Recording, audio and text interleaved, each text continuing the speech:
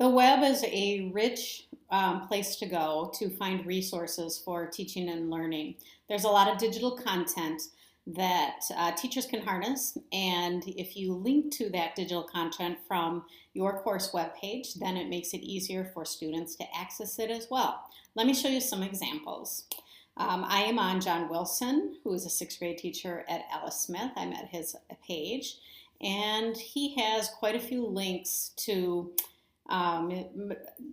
websites that he uses to support the learning in his classroom. So let's start here in his math topic block, just as one example. If I click on positive and negative numbers, that is a straight up link that opens a new tab. You can see the tab here, and then this is the tab to his course, to an interactive web exercise. So that is as simple as it gets. Teachers can also make hyperlinks in what we call HTML blocks. And I'm not going to teach you how to do that in this tutorial, but I will later in the course. But this is an example right here. On the left-hand side, breaking news. It's an HTML block, and John placed an image there and then converted the image to a hyperlink that goes to a new tab that opens with a news map. And I actually think this is kind of cool because I think the size of the blocks is based on the number of online media sources for these types of stories. So you can see the most predominant ones are the biggest over here. And this is when you're looking at world, national, business, technology, sports, entertainment, and health news. I don't know that for sure, but it's kind of a cool web page. All right, I'll close that one. So he did a link, just a straight up link in a topic block and one in an HTML block. Let me show you some other ways that teachers are linking to external sources. Now I'm on Tony Schwartz's page, and sometimes you may not want to have so many links to web pages that it makes your Moodle page look cluttered or long, so you might want to consolidate them in a posted page. Here's an example. So in this case, in the topic block for minerals, Tony posted a page, like a sub page. So when I click on that sub page, then what she did is she listed, she just typed in the text of the titles of these videos and then made each of these an individual link to a particular video about mining. So that was a little bit of a consolidation, and I will show you how she did that momentarily. And then I want to recognize a third example of where you might hyperlink to a website, and that is if you post an assignment in Moodle. You're going to learn a lot about Moodle assignments later on in the course, so this is just a sneak preview, and I'm not going to show you how to do it. But if I go down on Kirsten Slindy's page to, let's see, what did I find here? This one right here, why is getting enough sleep so important? Basically, when you look at that icon, it tells you it's an assignment, which means students are going to submit the work digitally.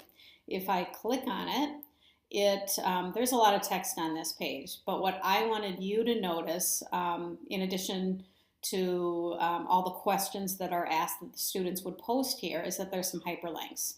You can see if you look at this section called A, maybe I should zoom in a little bit here. There we go.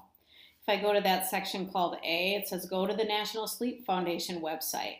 And then there's another Teens in Sleep website. If I go down, there's a link to a TED Talk about this topic. So in this particular exercise that these high school students are doing, it requires students to visit content on the web. And so in this assignment, this teacher, Kirsten Slindy, has linked to those websites. So you can link from a digital assignment as well. All right, so those are you. I'm going to zoom out here. Those are your three examples, and now it's time for me to show you how these teachers did this. So let's start over here with Mr. Wilson. If you are just going to straight up link to one website from one of your topic blocks, what you would do, first of all, I was in student view, so I have to go back to teacher view, is you're going to turn editing on with the button in the upper right hand corner. Then, if I go down to that block, you can see there's more content on his page than what you saw as a student because he has a lot of his content hidden. but you would go to the block that you're interested in adding the hyperlink to. So in this case, it was the math block. And down at the bottom, you would click on the plus, and you would say add an activity or a resource. And then I'm going to do my two-finger scroll, but you don't necessarily see the scroll bar there, but there is one. So you can scroll down in this list, and the very bottom thing is URL. URL is the same thing as web address. So if I click on that, I can then click add. And there are just a couple required fields here. So the first one is maybe the name of the website that you're linking to.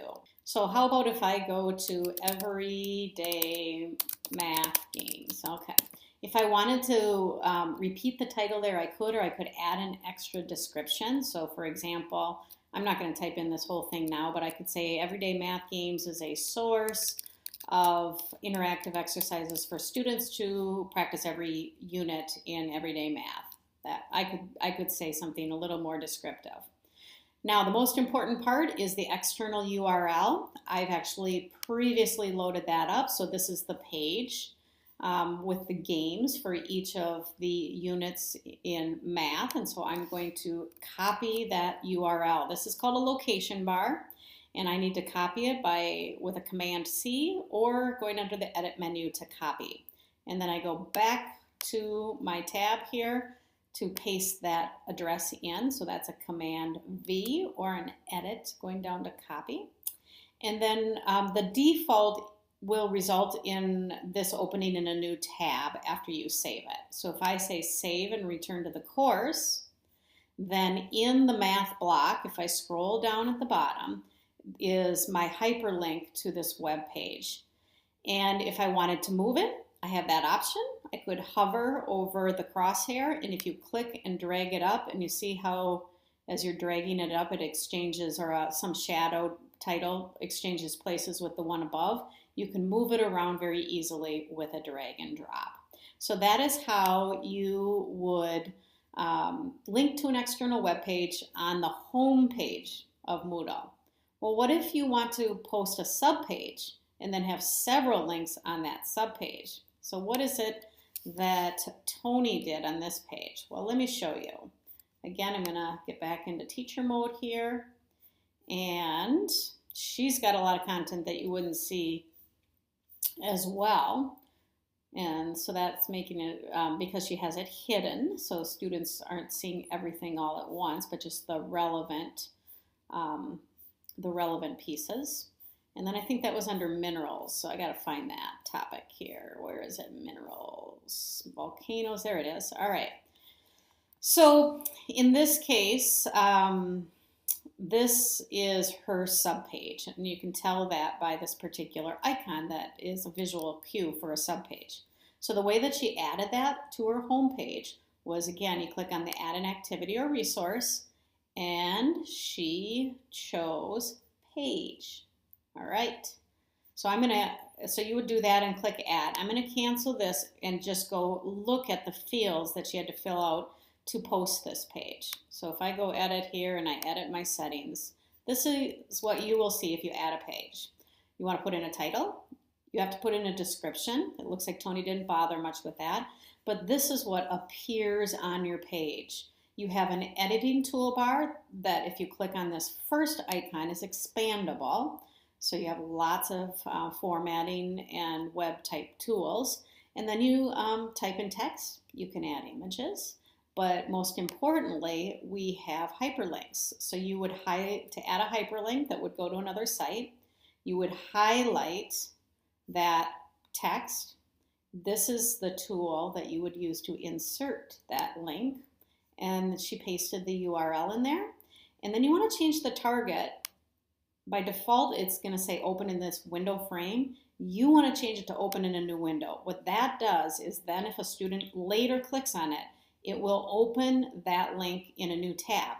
That way, the student doesn't actually leave your Moodle page when you may want them to go back to some of the other hyperlinks you created.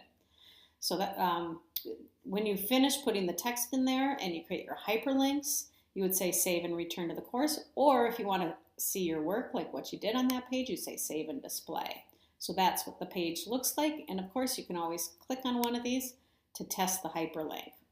Well, this hyperlink needs to be fixed, but the first one works. So let's take a look at that one. There we go. All right.